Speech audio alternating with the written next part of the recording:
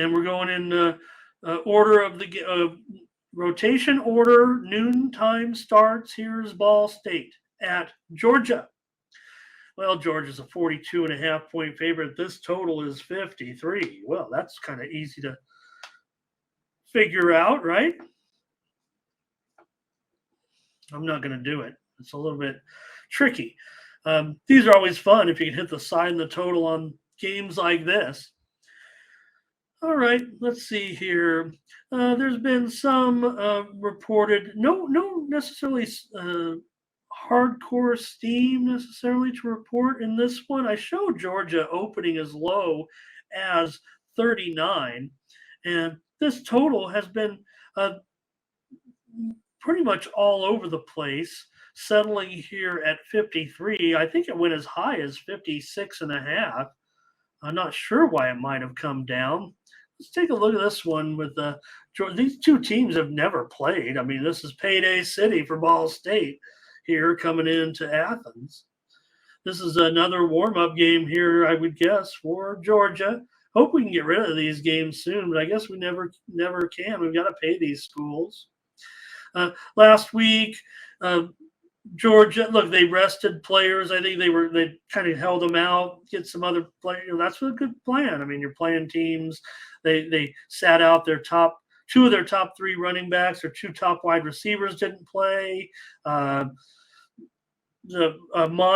the great linebacker, hardly got in there. And they didn't look that good. There was 17-0 Georgia at halftime when they against UT Martin.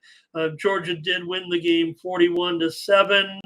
Martin came down with that touchdown on the final drive. So you'd think that they could be ready here, but Georgia next week plays South Carolina in their conference opener. So we're adding an extra field goal on here to get up to 42.5 off of a 39.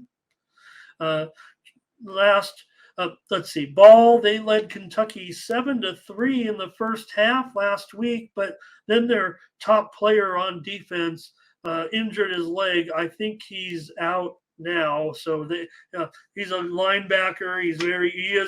Pretty sure he's their best player, Clayton Cole.